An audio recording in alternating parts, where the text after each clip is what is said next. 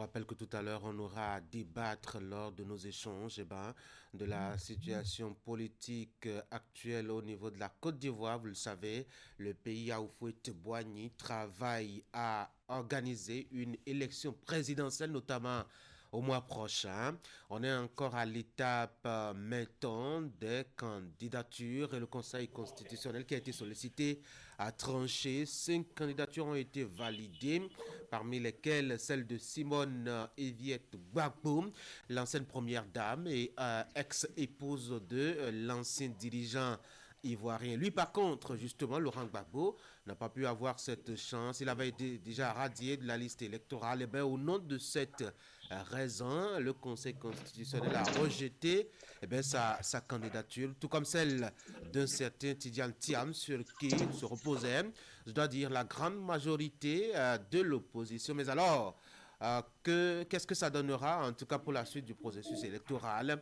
Nos débatteurs passeront par ici. On aura un instant pour parler, si le temps le permettait, d'autres actualités, notamment dans la sous-région. Et puis n'oubliez pas, pour clôturer Actu Matin, la revue de presse, ce sera donc le dernier rendez-vous sur votre matinale. Avant tout cela, voici le rendez-vous avec Jacques Débé. Jacques, bonjour.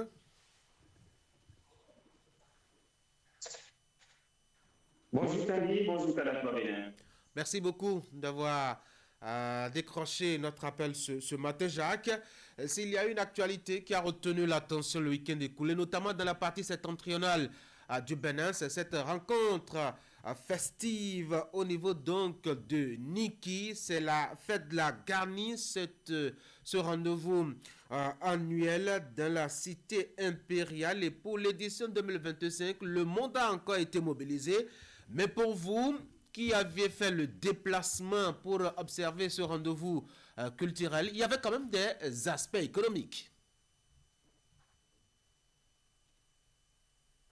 Oui, vous l'avez si bien dit, c'était le week-end écoulé du vendredi 5 au dimanche 7 septembre 2025. L'humorisme de la dernière édition 2025, une fête identitaire des peuples qui a rassemblé des milliers de personnes à travers le monde, des personnes venues de plusieurs pays d'Afrique, de plusieurs régions du pays également. On a pu apercevoir, comme je le disais, des expatriés, des ressortissants des Européens, asiatiques et bien d'autres continents. C'est dit combien la date est une fête d'une grande envergure, mais au-delà de la fête culturelle samedi,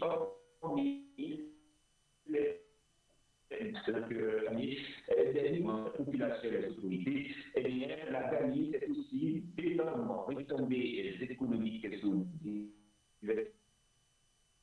Vraiment, les postes de péage et de paysage ont réalisé une sacrée bonne affaire grâce à des liquides, les chiffres, les statistiques, il faut s'imaginer que des dizaines de millions de Français sont entrés dans la administration locale. Si on parlait des économies de la année, elles sont aussi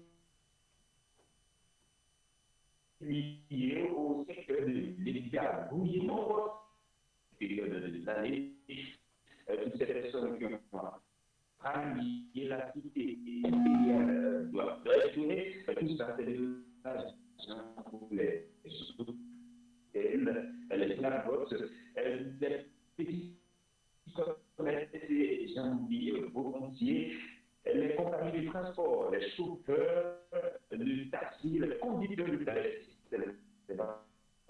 les centres de contrôlement ont également les artisans, les vendeurs d'objets d'art, le tatou par exemple, c'est une tenue typiquement en liberté, les artistes ne sont pas directs et avant tout, nous avons constaté la présence remarquable des réseaux de la famille, ces petits sont ont chacun déployé un dispositif gigantesque. Notre cité impériale doit de tactique et ce grand marché potentiel et montre davantage de marques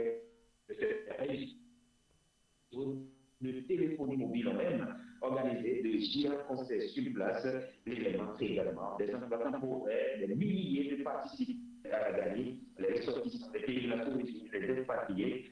Donc, ce microcosme économique bénéfique pour l'ICI. Donc pour vous, c'est une belle occasion pour les opérateurs économiques à saisir.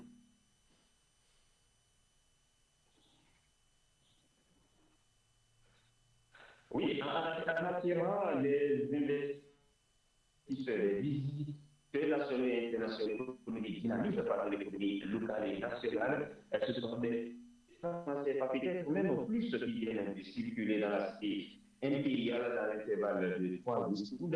Et ça se passe ainsi chaque année. C'est dit que le Bakoutier est un véritable pôle de développement économique et touristique.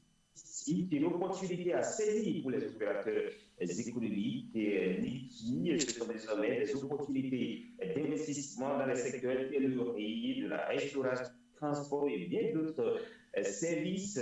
C'est vrai que ça veut dire que 3 jours la fête, mais avec l'attraction gagnée qui draine désormais du monde. Beaucoup s'installent dans la cité impériale, sans oublier ces touristes qui séjournent à n'importe quelle période de l'année. J'y ai pris part, vous l'avez dit, qui du vendredi au dimanche dernier, c'était difficile de circuler tellement il y avait du monde. C'était un gros slow, comme on dit souvent dans notre jargon ici au Bénin.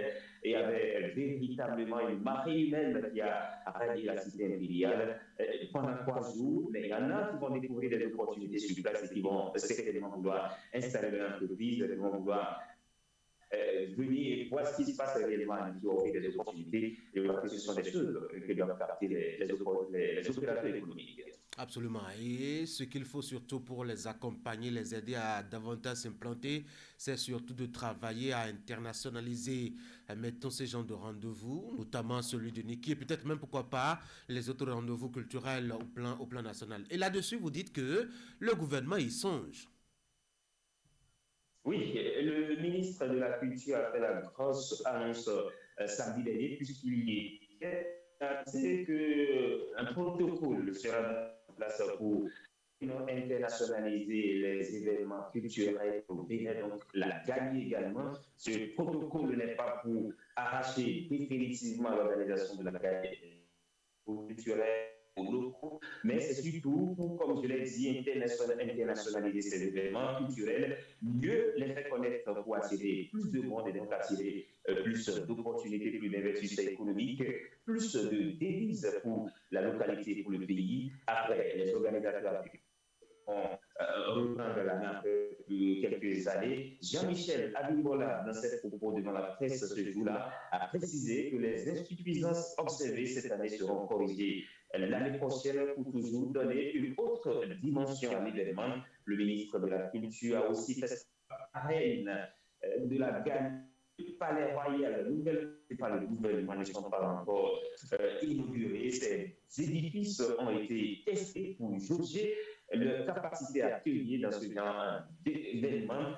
Toute cette politique, c'est pour davantage attirer des participants et donner une nouvelle dimension à ces événements culturels, ce qui cadre parfaitement lié avec le programme d'action du gouvernement 2021-2026 qui veut faire de la culture, eh bien, pour également aider ça, de véritables facteurs de développement au même titre que l'agriculture, au même titre que l'industrie, au même titre que d'autres secteurs de l'économie béninoise. Et ça, c'est à saluer. Il faut qu'on puisse mettre donc tout ce mécanisme en place pour pouvoir capter tout ce qu'il y a comme opportunité dans le secteur de la culture, du tourisme et des arts de notre pays. Et c'est dans cette dynamique que s'inscrit désormais le gouvernement béninois à travers le ministère de la Culture et des Arts et du Tourisme. Jacques, merci. Merci à vous, Tanguy. Très bonne journée à Parakou. Bonne journée également à vous. Mesdames et messieurs, retour à Cotonou. Je vous propose qu'on marque une petite pause.